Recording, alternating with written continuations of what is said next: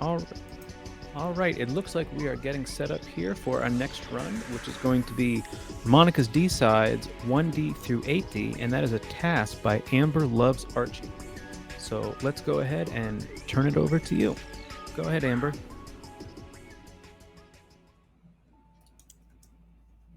Hello, I'm not Amber, but I am Lmjacks. I'm here to commentate the run with her. So we just saw 90 by Spirialis, and this task will be showing every other of the main levels in this pack. There are some additional D-side, B-sides, as it were, but we will be seeing the rest of them.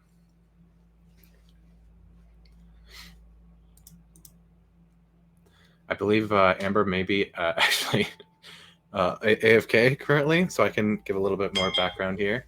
The D-sides task has been a project that's been in the works for a long time. The initial draft was made years ago, but of course, as the levels have changed, more people have put their eyes on this project and improved the new levels and increased the level of optimization. So in particular, 3D and 6D required pretty significant syncs recently, and levels like 8D have seen as much as 30 seconds of time save just from new strats, new tech, and better optimization. What's up, gamers? I'm back. Sorry about that. So, what have you explained so far, Jax? I was just giving a little bit of background on D-side change over time and recent changes to the TAS. Word. All right. Have you mentioned the authors and all that? I have not. I'll go ahead and go into that then. So authors on this, it's just been a handful of people over time. Most significantly, I would say, I guess, is Lynn. Also, TM Calvin's has put in a lot of work. They put in a lot of work, especially into the 9D tasks. That's something I wanted in Archiethon, but we just, it wasn't ready in time, basically. Besides that, I've worked on it. Jax has worked on it. 2 levels in particular, Jax spent a lot of time on. And there's been, I believe they're a Chinese tester, but SHHGGG is, I think, their name. They've done quite a bit of work. And beyond that, there's some old heads who have worked on it way back in the day whose inputs still survive. Like, for example, I see Luke in chat. Luke, shouts to them.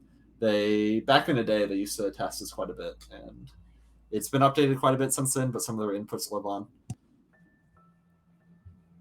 But yeah, beyond that, I think that's just about all of the overhead stuff before we get into the run. Yeah. Anything else? Shall we get into it? Yeah, I think so. We can just get into it. All right. I'll go ahead and go to the countdown. Sure. Oh, word. Yep. Sorry.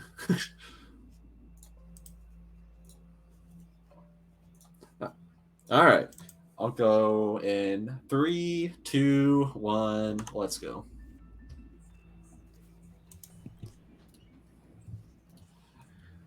Alrighty, so right off the bat here, you're going to see something pretty crazy in Prologue. We get a significant multi-boost off of that block, and generally, we'll have a little bit more time to explain that later, but as you saw Spirialis doing a lot in 9D, we've got a lot of bunny hops here to save time, and then also navigate between these blocks while not using all of them. I wish we could do that in vanilla Prologue, right? That would be nice. But yeah, anyway, we're jumping into 1D. So the best levels of tasks by far are always the city levels. They're just a playground for doing whatever you want in them between traffic blocks and the spike mechanics. Do you kind of want to explain some of the spike mechanics, just like generally how they work and how they can be exploited, Jax? Yeah, sure. So spikes have a facing direction that you can see, and whenever you're moving in that same direction, they won't kill you.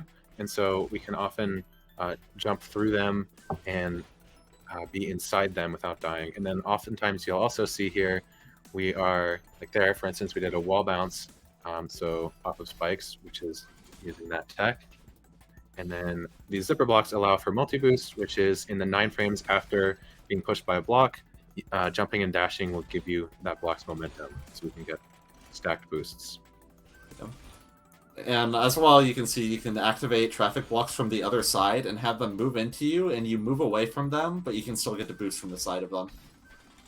And here we have our first instance of binary interaction storage. So there we did a grounded ultra across the screen transition, but didn't lose speed because activating the bino in the previous room kept the dash state, or canceled the dash state, excuse me. Yeah, you'll see that a handful of times. Most often, we use it in situations where it either saves a bunch of time from the speed we get, or we have to wait anyway for like a cycle or something, so we just go out of our way to get a binocular to cancel a grounded ultra. Because normally when you try to jump out of a grounded ultra, it just caps your speed to 325.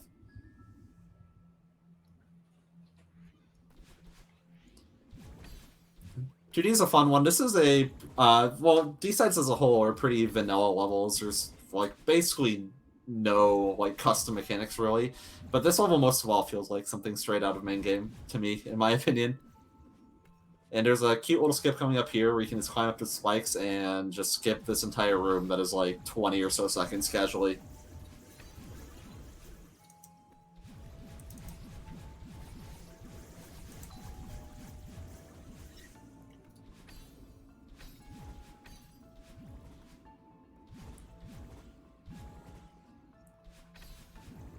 Coming up in this room, you're intended to go up the screen transition to just like kind of retransition back down. You can just barely squeeze past the transition and do it without having to take any extra transitions.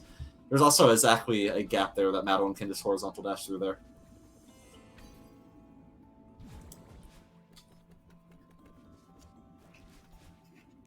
And then cassette room. The cassette rooms and D-sides tend to be quite long and like difficult final puzzles, but for TASs usually it just leads to pretty massive cycles where you just kind of have to wait like this. When we do what we can to speed it up, but there's only so much you can do with vertical movement and no dashes. And so this is a relatively recently updated level coming up. Jack's mostly worked on this, so I'm going to let him do most of the commentary for it, I think. For 3D.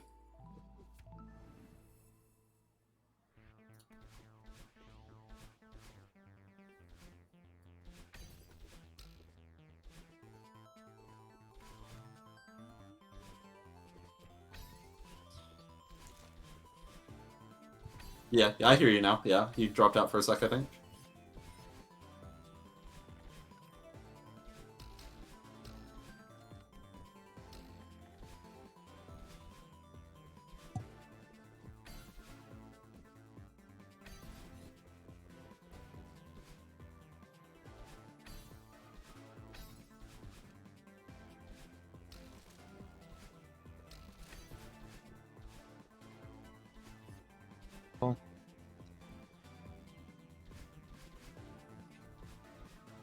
Then here, this room, I saved like 0.7 seconds, and it all got eaten by cycles, so that was fun.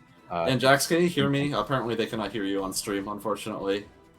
Oh, I can hear you just fine, yeah. Alright, well... Alright. Okay, yeah, cool. And some ceilings pops off of spikes here. Those are very precise to do. And all of these dust bunnies right here, you cannot demo dash through. They constantly move vertically, and there's only a 3-pixel gap, so can't demo dash. This room was a fun routing puzzle with all these coins. A lot of vertical optimization.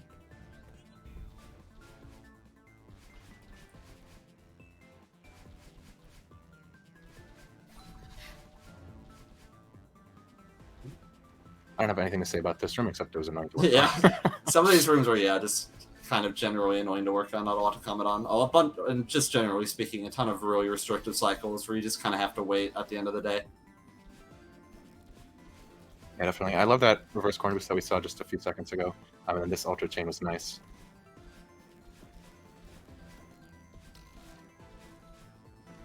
Alright, then we reach the Oshiro section. First stun of the run. Yeah. Yep. So here we are pausing every third gameplay frame to keep one set of spinners unloaded. And normally it's actually difficult to do with dust bunnies since you have to load them in first, but the geometry of the start of the room allowed us to do that and then unload it by going to the left. And here we just get to hang out with Oshiro. Just kind of chilling here. Hang out with Oshiro a lot, actually.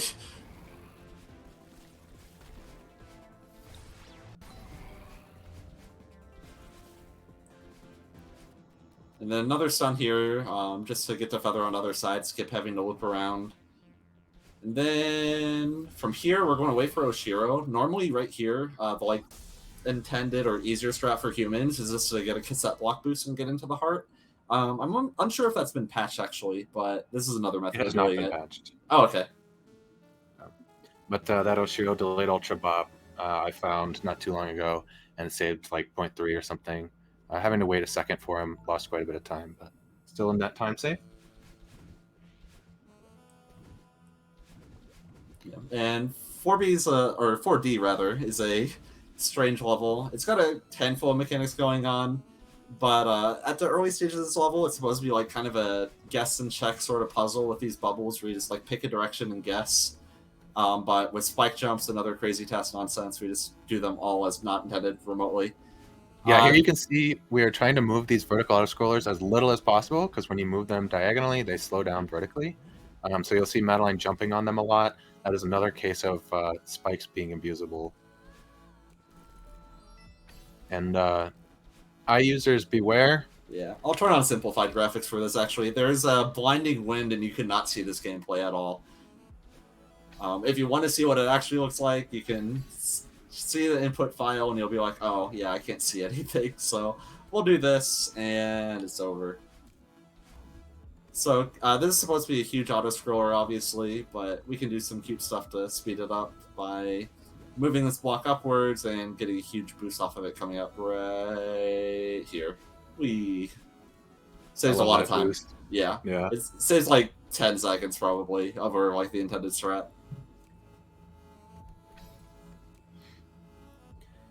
And one thing about those spike jumps actually is that they do refresh stamina, which is useful for long climbing sections, but they don't refresh your dash, as you can see. They're just hard-coded to not do that. When jumping off of platforms beneath spinners, you can get your dash back, but not the regular spikes. Oh, I love that room. Yeah. And it's funny, those pink clouds in that previous room were actually added in a patch relatively recently. I have no clue why, but it saves like half a second or so. So I'm cool with it. Pretty cool ultra chain in this room. It just works perfectly with all the snowballs.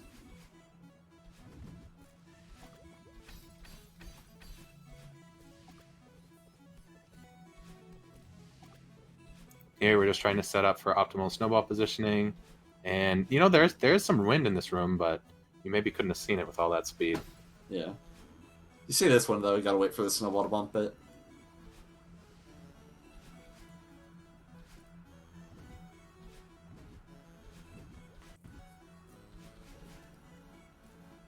So right there, we actually did a reverse corner boost instead of hitting the spring. It's just a tiny bit faster than the speed the spring gives us. Saves a couple of frames.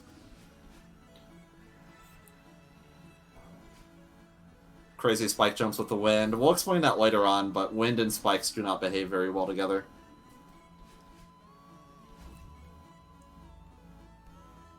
This also seems like a room you should be able to kind of break with stunning, but all of these spinners pretty much that are on the floor have spikes underneath them as well, and you can't stun spikes, so you're either dying to the spinners or the spikes. But we definitely can break this room wide open. You're meant to go in these cages, but instead we just climb jump along the top of them and then fall inside the spikes there to stay far enough left to get to the heart. And we hug the wall at the end too because it negates the wind. If you're close enough to a wall, you don't get affected by wind at all. Also, just to sync up our video a bit since you're watching on YouTube, I'm going to say when I've entered 5D. I'm watching a Discord stream now. Oh, okay, word. Yeah, that works. All right. None of that then. Is now a good time to read a donation? Yeah, go for it. It's perfect. All right, we've got a $249 donation from Spirialis saying promise donation based on the 9D death count. Thanks for letting me showcase a great speedrun. Thank you so much, Spirialis. And with that donation, we have officially met the incentive to meet the French axolotl later on tonight, so you'll have to stick around and see that. Yeah, and I just want to say that run was awesome, Spirialis. Thanks for showing that off. That was great. Cool skip here, though. This is kind of like 5B, where you're intended to like grab a key, get a bubble, and just do that over and over again. With a really crazy corner jump, you can do this. We're going to grab this key, take a death warp to go back to the start of the screen instead of looping around, and then make a big stun. A very, these two spinners on the right stun. Yeah. Those two spinners on the right there are in the same loading group, and so we can stun through both of them and skip like 4 rooms of gameplay or something. I don't even know because it hasn't been in the past for a while. It's like 3 or 4 rooms of gameplay, yeah, that stun skips.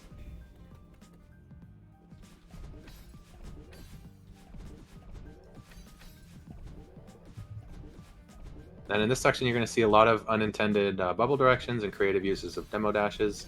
I think this is all, none of this is particularly new. I think this section has been unchanged.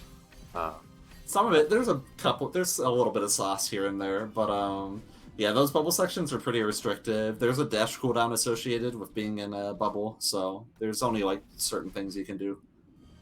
And now Calvin has improved this. Calvin and Lynn have improved this secret section quite a bit. This is a lot of fun to watch. Yeah. These secrets are going to get bullied. Owned.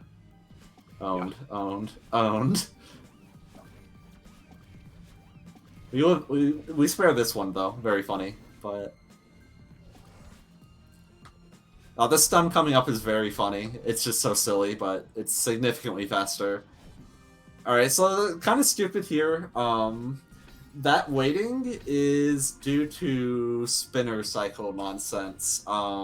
Spinners change groups over time, and there's a strat later on that depends on it. So we're effectively hard locked on this level unless you save a significant amount of time.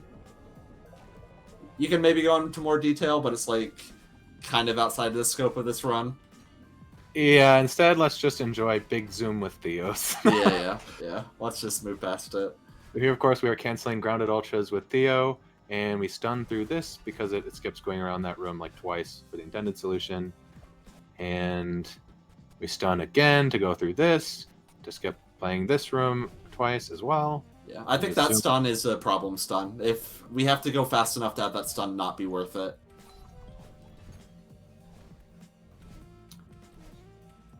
Theo's off doing his thing here. Yeah.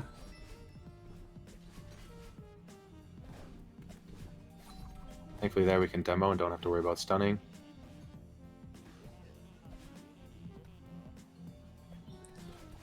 Then big speed and one less stun.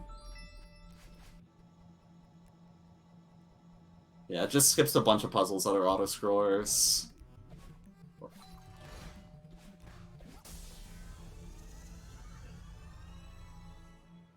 That's one of my favorite levels in this TAS. Yeah, it's very cool.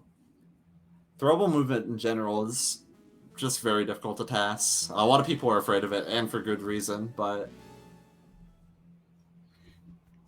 Moving into 6D here, this is one of the levels that was most significantly improved. Along with the resync for the new version, I think we also saved about 20 seconds on the previous version of this TAS, just from general optimizations throughout the level. Yeah, it's just pretty much raw optimizations. I reworked a significant amount of the first part of this level, and I think I saved close to 10 seconds. It's kind of funny. This is like, if you think about it, it's basically just a precursor to Pinball Purgatory right here. Truly. Monika was a visionary. Yeah.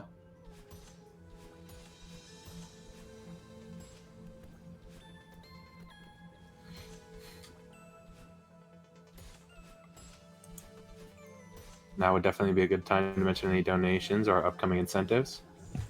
Sure, we've got a couple of incentives that are still open right now. We've got a bid war going on to choose the hat for Golf with Your Friends. When last time we checked, Double Cheeseburger was in the lead, but now it looks like Santa Hat is out front with $70. So if you want to see Double Cheeseburger, Bo, Paper Plane, or Captain, it might be time to get those donations in.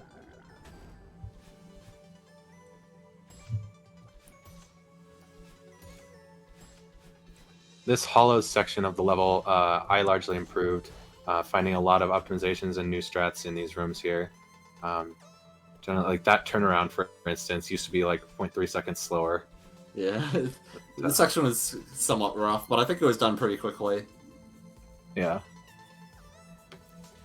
You'll notice as we get further into this map pack, the levels get longer and longer, and this level is the first one that gets real long. Yeah, significantly longer, in fact. Like, 5D was about, like, 3.5 minutes or so, and this one, reaches 8 minutes, I believe.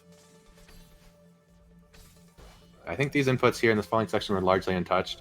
Vertical movement in general is actually pretty unlike like optimizing and syncing general task movement, because you don't have resync points very frequently, and optimizing a fall can be really unintuitive. Yeah. And in general, Celeste, most of your movement tools are horizontal. Like we got, grounded ultras, delayed ultras, slap a word and add an ultra to it. We got all that, but going vertically, you can basically like dash for wall bounce, and that's about it. Of course, some creative routing options here to do demos to skip puzzles. I think we saw that in the last room, and then there will be some more coming up here.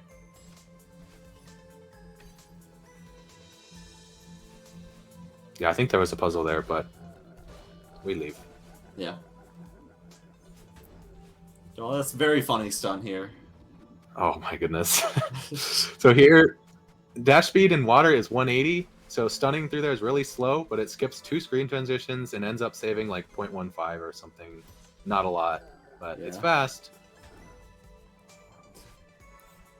And I know, like, some people are a bit tired of stuns or, like, think they can be excessive. A lot of the time, they just end up being used to skip, like, essentially auto-scrollers or just really boring stuff. Like, there isn't it just, like, skipping 2 screen transitions, basically, and nothing else? And also, you may have seen Madeline just sit there for a couple tenths of a second. That's because we were waiting for a spinner cycle, which is usually not relevant, but there we need it to be far enough right after a demo dash. For a bumper cycle, rather. Yeah, there's a bumper that we need to get a boost off of, yeah. Bumper, not spinner.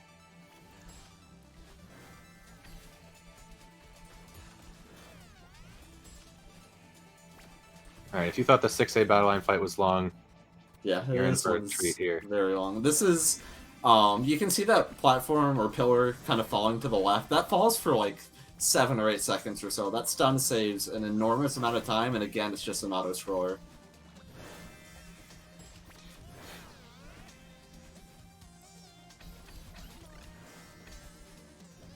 Saving that dash crystal there makes... Oh. Yeah, go for it. I was just going to say, saving that one of those dash crystals there makes recovering after the battle line hit much faster.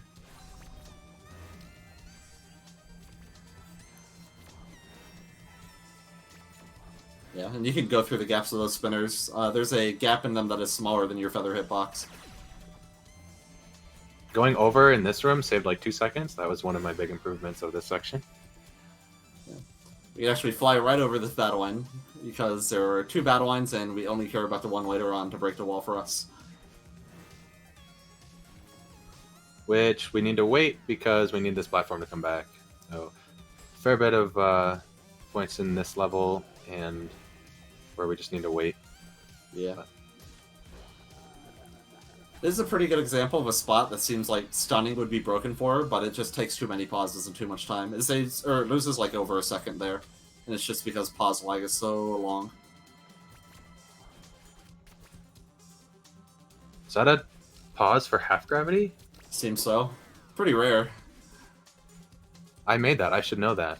Yeah, you should. Now, back in the day, before pauses got nerfed a bit, we used to pause a lot more for half gravity because it only cost 2 frames, I believe.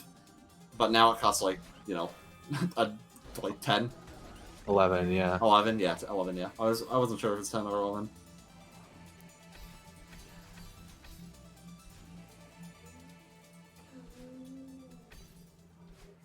Oh, we must be at the end of the fight because the music is getting quieter. Never mind. Yeah, ear users beware. This room in particular. Yeah.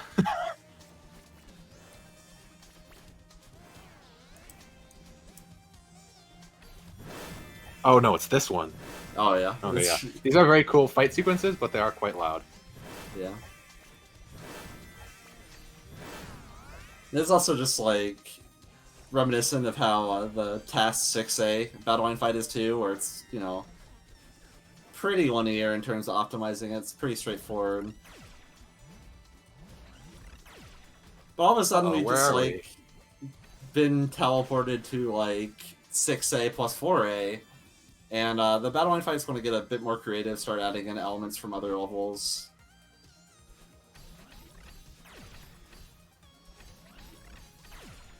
And now, all of a sudden, we are at the center of the Earth. I love that little juke. Yes. So here, of course, we have core dash mechanics for the most part. So you'll see we'll have to be a little bit more conservative with how we use dashes. feathers are the one primary exception for that. Yeah. You can barely squeeze your feather right there. Yeah, it is definitely kind of a core jump scare. And again, we only have one dash, so there's a few rooms that we could go through way faster otherwise. While here, for example, we gotta wait because we can't refresh our dash.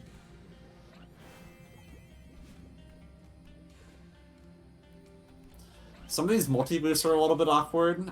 Since this is all vanilla assets and stuff, like right there, you can see Madeline kind of stalls at the end of the screen. Vanilla Battleline is kind of weird, and the camera, like, if you hit the edge of the camera as she moves, you get stuck. Also, we have to wait here. Very funny. Here, we're just waiting for that platform that you see moving across to the right to get to close enough to Battleline so that we can hit her with speed. So just kind of sitting there so we can hit her there, and that is the first possible frame where we can still actually get out of the room with a high hop. Because not only do we have to reach her, you have to survive afterwards. And even if you could, like, teleport to her instantly and hit her, you would just be stranded in the middle of lava. What can you do? And once you hit her, those platforms stop moving. It's a very, very awkward room for optimization. And we can survive this crushy block by just holding away from it. That's very easy to do, even for humans. And ignore the room. Yep. I hope you like that sound effect, by the way, because it continues for a bit. Very silly. Yeah, that's a massive jump into length of the level. And the next level is no exception. 7D is very long, but also very cool. So, I think this is definitely an iconic modded map. Yeah, it's a little bit popular. Might have heard of it before.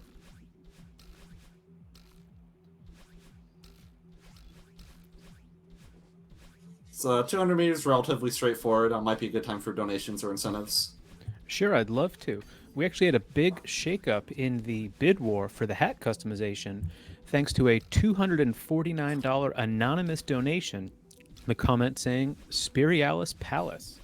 Thank you so much, Anonymous. And with that, we are $1 shy of $4,500 total. And now, for the hat customization, Team Bo is in the lead, but it's still anybody's race. Team Double Cheeseburger, all the way. Hell yeah. And we're back into city mechanics. This section especially is crazy. Just, like, there's just so much nonsense going on with moving blocks and jumping off of spikes. Especially here, we just weave right between that and... yeah. We actually activated that traffic block to push us during that Battleline Orb cutscene. There's places later in the level where that's, like, intentional for you to do, but there it's just as a time save.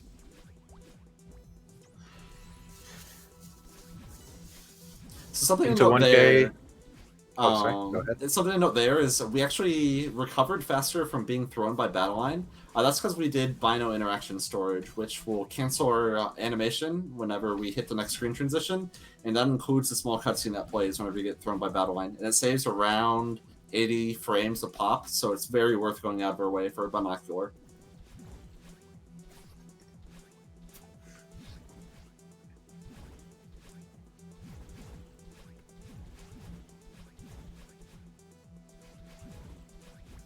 I'm a big fan of the coin blocks in these rooms not being filling up the space fully, so you can actually skip them. It's very nice. Yeah, it's pretty rare in custom maps these days too. We get a very prolonged stamina puzzle, but with some wall boosts and neutral jumps, we get to the top just fine. Yeah, lots of cycles in these rooms coming up, but that's nothing new for 1500 meter. Some of these rooms are unfortunately quite restrictive, but there's some room for creativity. Yeah. The room coming up after this, I believe, is especially pretty crazy.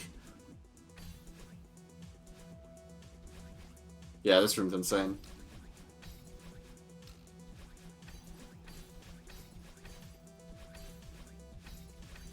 So many demos. And then coming up right here, this is like completely free Bino storage. It's just like literally in front of us. Yeah, it's pretty rare to have grabbing a bino lose actually 0 frames, but that is probably one of the few. Yeah. And again, there would normally be a animation here. We skip it and can move immediately.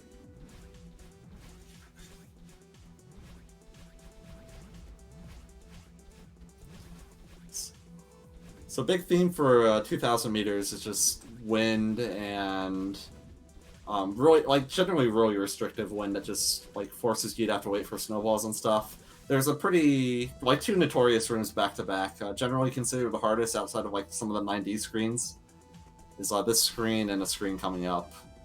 But again, we want to move these auto-score blocks as little as possible, so we're going to strand that one down here and move this one as little as we can. You can also see we corner correct them out. They actually have some leniency pixels there where they will bump out from underneath the platform. This helps for a little bit more time save. There's going to be some crazy spike jumps and spike hypers in this room. This is a very, very cool room. Yeah, wind is a little bit broken. Yeah, and right here is the thing I referred to earlier, where it's intended for you to block Madeline's path with a moving block. It's coming up in a little bit, but you'll see. And we can grab a bino there. Yeah. Should be at the end of the room. It's really convenient when that works out. And we grabbed the snowball here just to make it activate a bit faster. Alright. And now one of the craziest checkpoints in the whole run. Here we stun through all 3 spinner groups to build up speed through this whole next room. That saves like 15 seconds. I don't even know. Yeah, it saves a ridiculous amount of time. The whole gimmick with this section is supposed to be like waiting on moving blocks and stuff to get boosts, but we can just not.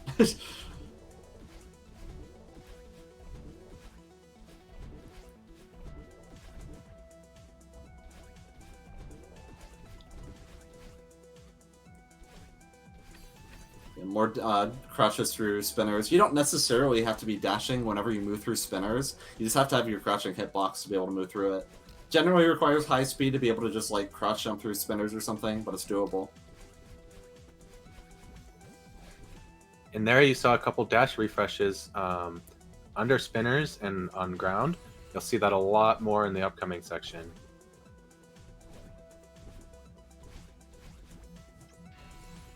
So with either a crouch dash or having done a down diag recently, you can get crouch state on the ground underneath a spinner and get dash refreshes, which is very useful in the upcoming downwind section. Yeah. As well on downwind, there's orders operation stuff going on with your movement and wind, where basically your movement gets processed before the wind pushes you. I think that's the correct order at least, but in any case, you can just jump off of spikes in downwind or refresh your dashes off of spinners. So we're going to be doing a lot of that to either conserve stamina or refresh your dashes. And to be clear, you can only refresh your dashes if you're jumping off of spinners, but regular spikes are hard-coded not to give you your dash back.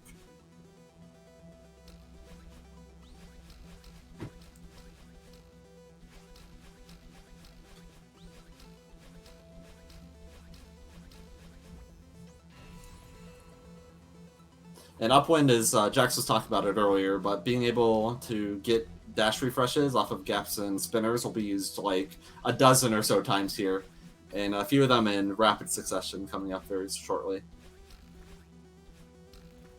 Yeah, and of course with Upwind making the physics so much floatier, demos through spinners are king for these types of sections. Yeah, right here is where all of those refreshes come in. Yep, this just looks like how you're supposed to play this flag, I think.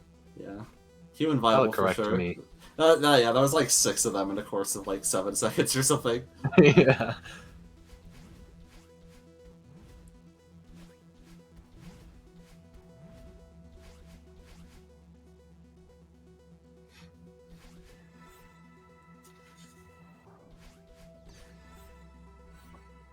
Yeah, and a lot of Upwind's feathers, very frustrating for human players, but not too bad to TAS. Not any worse than regular feathers. I would disagree with you, but that's okay. I mean, there's like a bot now, right? You know, just use that, haha. Build up a lot of speed on flag 11 here to cruise through those first few clouds. Yeah, and there's some interesting skips coming up here where we actually like go around the other side for a couple of flags. You'll see it. I think it's flag 6 where it's coming up.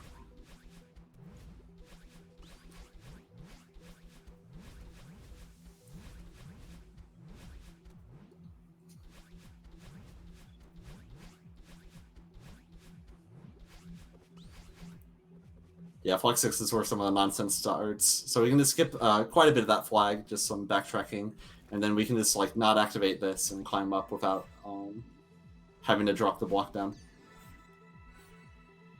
I think there's also a puzzle here that gets ignored. And then flag 2 pretty much skipped in its entirety by manipulating the camera to unload those spinners, which of course is dependent upon spinner cycles, because why wouldn't it be? Yeah, and that skips even something you can do real time. It saves so much time it's worth going for a couple times. But yeah, it just skips the entirety of flag 2, which is like the most notorious flag in the level probably.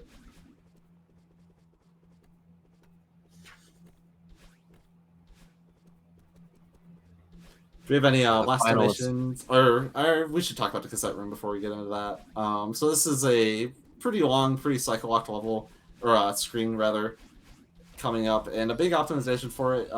Real-time runners probably aware of it, but repeatedly dashing causes freeze frames, and these advance by real time. So it saves in-game time to just dash as much as possible here.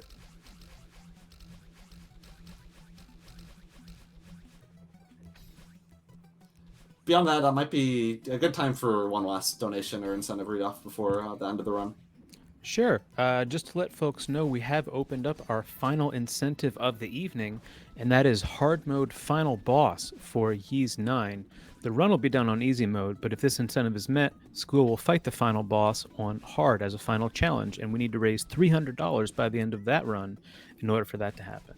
I also just want to say that this has been truly mesmerizing as someone who usually runs things more like Cat Isle.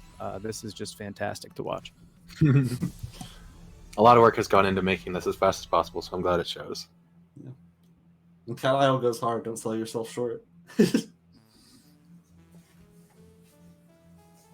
All right, so we got one more full level left, and this one's pretty crazy.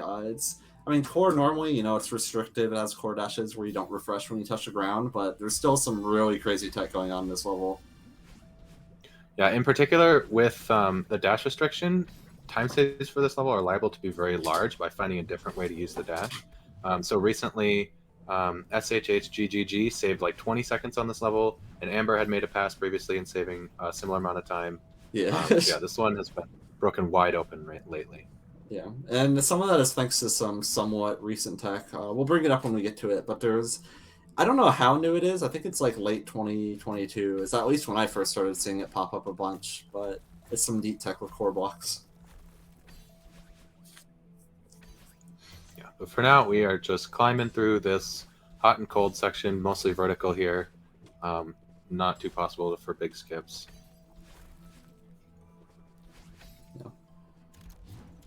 Core hyper there. You can get coyote frames off of a core block, and you can do a hyper out of that. And that was the first instance of the tech I was talking about. Do you want to cover that a bit, Jax? Yeah, sure. So when you grab a core block, they initially move in like the direction that like Madeline is facing, and she can use that to get a multi-boost with that initial speed instead of waiting for them to move one direction and then go back. We saw it again just now. Yeah. And so it saves time waiting for the block to recoil, and also is a good way to generate speed off of them. Yeah, we used it like 4 times in the last 30 seconds. Yeah, it ends up being kind of rare because a lot of the time, whenever you want to do that sort of boost, the opposite direction of the core block will have spikes on it, and you're just SLL. It sucks, but it's really cool when it comes up, and it comes up a lot here just by chance. Are we transitioning here to keep both dashes into here? It just saves a ton of time having to loop around. Yeah, you can see those direct climbs. Those were enabled by having the extra dash. Apparently our stream is rip. I'm gonna pause. We're back? We are back. We are so back, apparently. Alright, we are so back. I trust Coral with my life. Alright, a bit of stamina-less climbing going around the walls just instead of going through the meat of the level, or screen rather.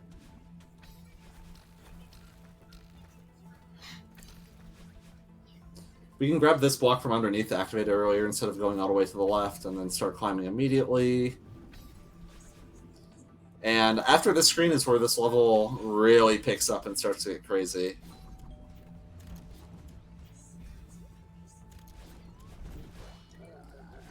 So it's funny, this actually works in vanilla core too, but you can just completely skip this battle line orb. And bunch of delayed ultras and core hypers coming up throughout these next couple of screens. Pretty much through all these screen transitions, we want to keep speed through the transition and just keep going. My God, how many corner boosts was that? Yeah, insane amount.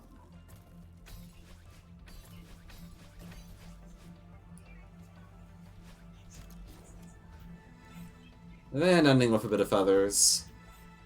It would not be a Monika map without feathers. Yeah, this is actually the screen that I gave up on 8D on. I was like, no, I'm good. RTA or tassing? RTA. And tassing Okay. too, to be fair. I didn't touch that screen in task, but...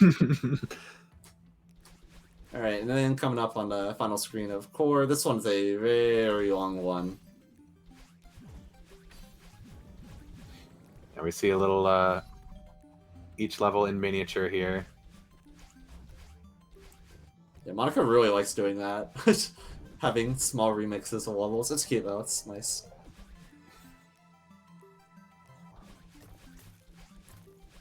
Get to hear the cassette music quite a bit. Yeah, this song goes hard. And that's 8D, but it's not done yet. Got No. one more level to show you. It's a 9D task. Can you imagine? No. No, I wish we could have shown off the 9D task, but it just wasn't ready in time. With us spinner stunning, it completely flipped the route of the level on its head and stuff, so. Yeah, they're actually still working on improving and syncing that. But here we have Epilogue D-side. This is a lot of dashless movement that I worked on quite a long time ago. We can get some nice multi-boost to skip various parts of these rooms. That dash crystal is just for stamina refill. And then you're going to see a heart here, but as we cannot dash, we cannot pick it up, but we can use it for speed. We've got to do a big loop here in this level. Can jump off of that zipper for some nice speed. I don't know if anyone has looked at this much recently. This feather movement is still the same as it was when I initially drafted. Which means able flawless, to right? skip. Oh yeah, I'm sure there's no time saved there. Yeah, it's perfect. Featherline who? This room is a comedy of, yeah. This is just a room. And then I think just one more room until GG's. Yep. This gives our dash back, and then we can collect the heart. That's GG's. And time, by the way, if it wasn't clear.